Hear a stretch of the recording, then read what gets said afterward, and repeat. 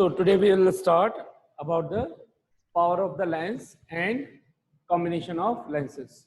So power of lens देखेंगे, उसका relation क्या होता है focal length वगैरह के साथ, ये सारी चीजें हम देखेंगे अभी. तो देखिए यहाँ पर power of lens,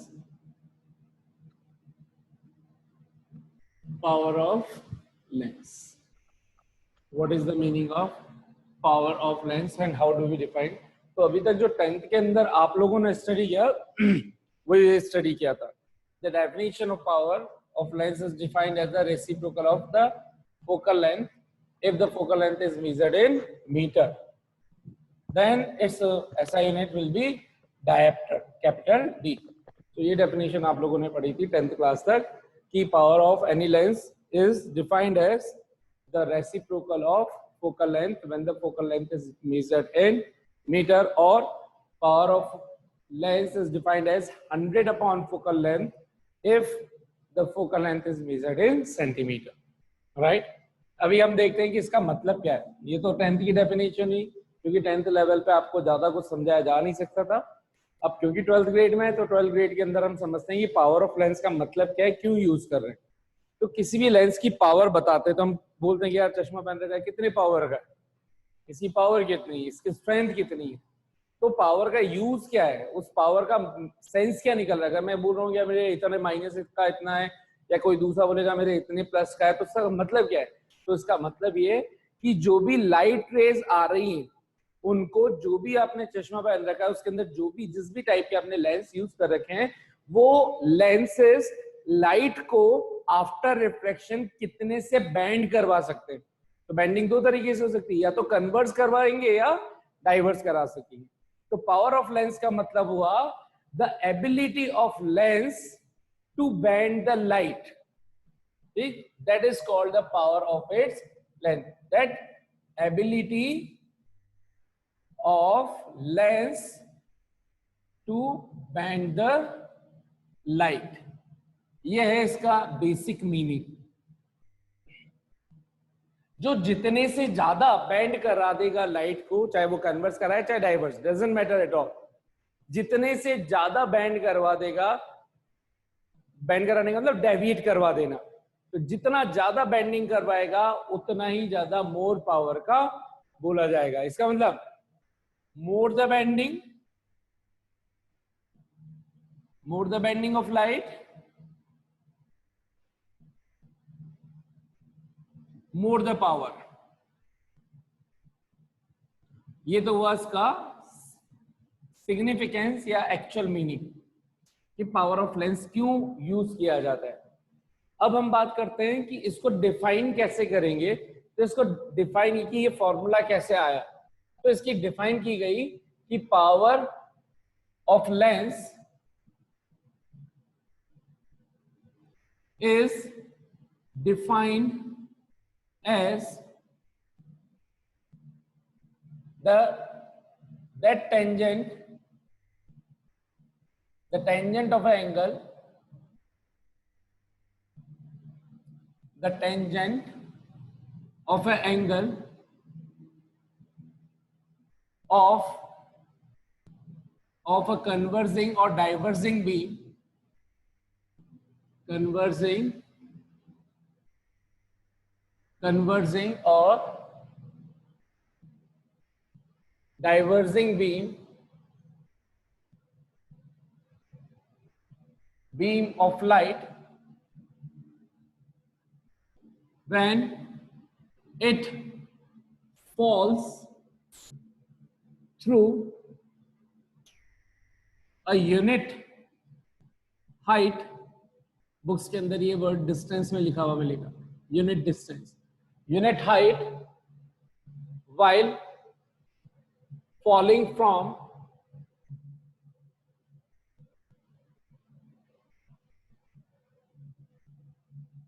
optical center.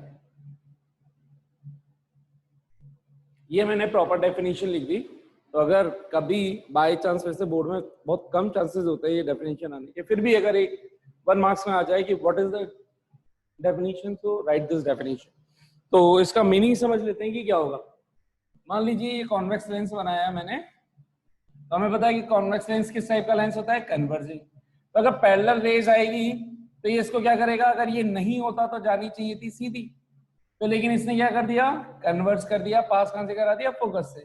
तो इसकी वो एबिलिटी जितने से ये बेंडिंग किसने करी, लेंस ने, तो लेंस की वो एबिलिटी, वो पावर जिसके थ्रू ये बेंड कर रहा है, डेविएट कर रहा है, तो कितने एंगल से डेविएट कर रहा, इस एंगल को बोल दिया हमने लैम्डा, मतलब डेल्टा, लैम्डा नहीं डेल्टा।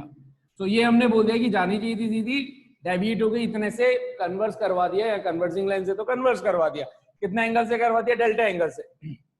तो वो टेंजेंट, अभी अगर ये डेल्टा है तो बाय सिमेट्री, मतलब सिमेट्री बोले तो ऑल्टरनेटिंग एंगल बाय ज्योमेट्री, ये एंगल डेल्टा तो ये एंगल भी डेल्टा, दो पैरेलल लाइंस के बीच का, मैं अगर कोई थर्ड लाइन इंटरसेक्ट कर रही हूं, then these angles are known as alternative angles. तो अगर ये डेल्टा तो ये भी डेल्टा, और ये ऑप्टिकल सेंटर है, तो ऑप्टिकल सेंटर से पे एक यूनिट हाइट, यानी कि अगर मैं ये h हाइट बोल रहा हूं तो इस h हाइट को, यूनिट हाइट h को कितना लेना है मुझे, 1।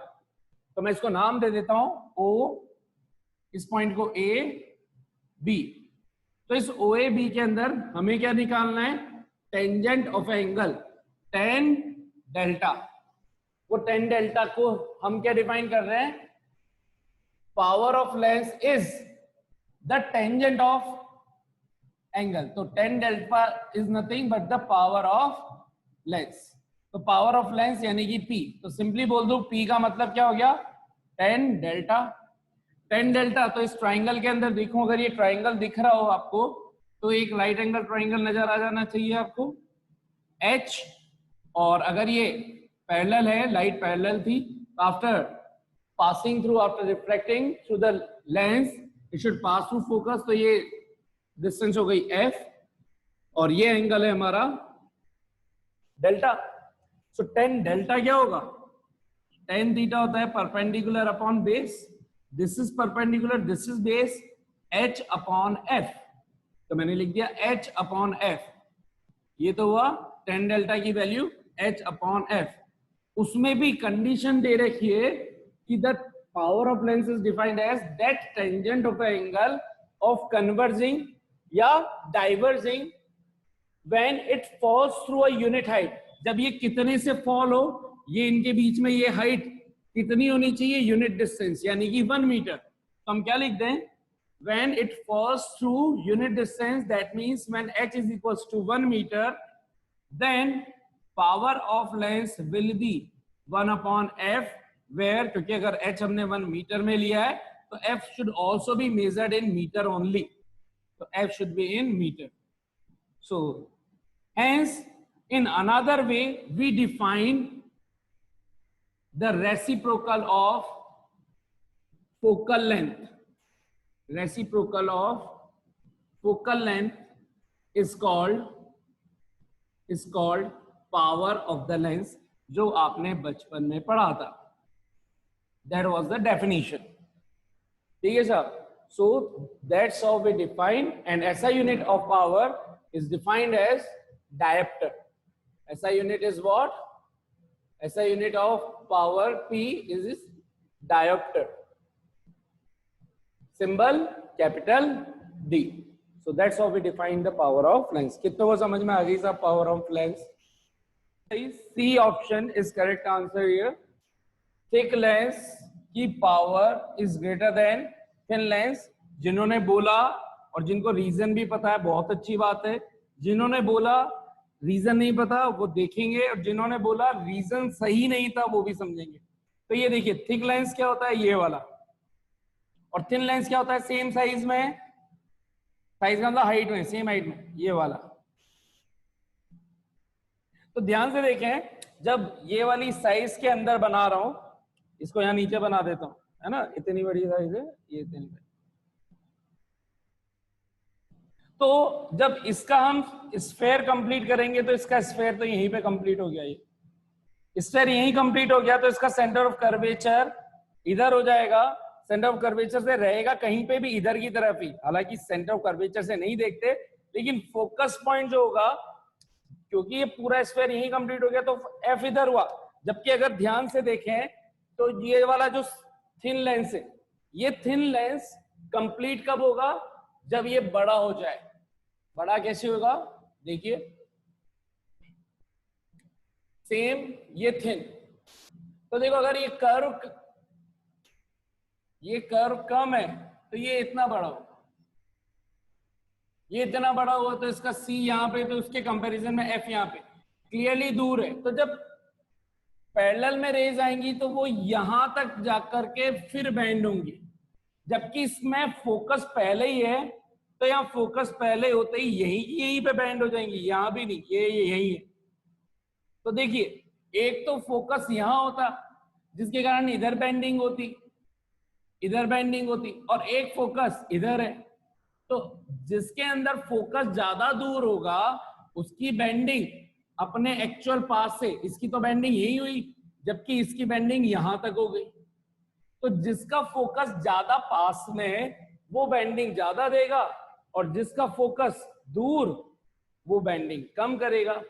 क्लियरली थिक लेंस है उसका स्फेयर जल्दी कंप्लीट हो गया, जल्दी कंप्लीट हो गया तो उसका फोकस भी पास में रहा, तो यही की यही बेंडिंग करवा देगा।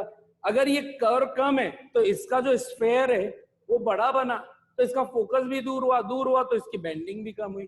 जिसकी बेंडिंग ज्यादा, more the bending more the power lens, तो किसकी बेंडिंग ज्यादा हुई?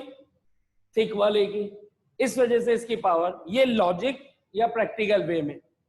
मैथमेटिकल वे में P is equal to 1/f, तो थिक वाले की फोकल लेंथ जो है वो है ये इतनी सी, और थिन वाले की है लॉन्ग, तो clearly F thin is much greater than to F thick, तो इनका रेसिप्रोकल होता है कौन?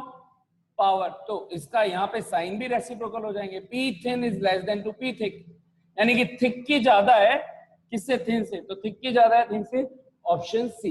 How many of you understood this concept? So we are talking about the combination of lenses, उसमें भी कौन सा लेंसेज? थिन लेंसेज की ही बात कर रहे हैं जो हमारे कोर्स के अंदर है, थिन लेंसेज। तो बाय डिफॉल्ट अगर पूछा जाए combination of lenses, that means we need to study about the combination of thin lenses only. तो देखिए यहां पर क्या होता है कि एक से ज्यादा जब लेंसेज को कांटेक्ट में रखा जाए तो ऐसे कॉम्बिनेशन को बोलते हैं क्या? कॉम्बिनेशन ऑफ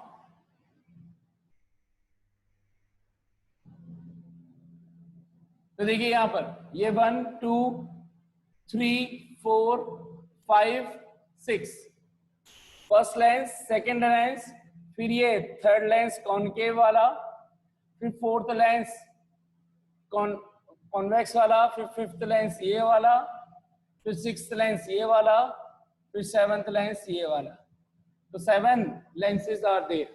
तो इस तरह का कोई कॉम्बिनेशन, मतलब जब जहां पे 2 या 2 से ज्यादा लेंसेज एक दूसरे के कांटेक्ट में रखा जाए तो उनको बोलेंगे कॉम्बिनेशन ऑफ लेंसेज। कंपटीशन के हिसाब से हम बोलेंगे कि विदाउट कांटेक्ट भी हो तो भी अच्छा। कंपटीशन के लिए सिर्फ एक ही कैटेगरी बनेगी आपके मेनली, जब जिसको थोड़ा दूर रख दिया है, थोड़ा सा, वरना फिर उसके अंदर हम कांटेक्ट वाला फॉर्मूले अप्लाई नहीं कर पाएंगे। तो इतना सा किसी डी डिस्टेंस पे रख दिया जाए 2 लेंसेज को, तो ज्यादा ज्यादा कंपटीशन के अंदर ये कैटेगरी बनेगी जिसमें एक की फोकल लेंथ f1, एक की फोकल लेंथ f2 हो, और इसमें तो कितनी भी हो सकती है, f1 f2 f3 f4।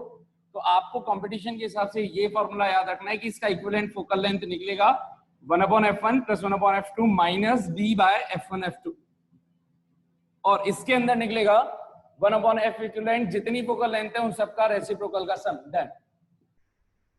तो 7 है तो up to 7, so this will be the answer. और हमें पता है कि पावर क्या होती है, इनकी रेसिप्रोकल होती है, तो 1/f का मतलब ही इक्विवेलेंट पावर, तो ये हो गया P1 P2 P3 1/f1 P1 1/f2 P2 so on P7, इस तरह से। So this is the total power, equivalent power. यहाँ पे क्या हो जाएगी, P equivalent is equals to 1/P1 + P2 + P2 minus D P1 P2, खत्म। तो ये आपको ध्यान रखना है कि इस तरह से अगर n कॉम्बिनेशन हो तो n तक हो जाएगा। हाँ भाई, ये डायरेक्ट रिजल्ट कितनों को समझ में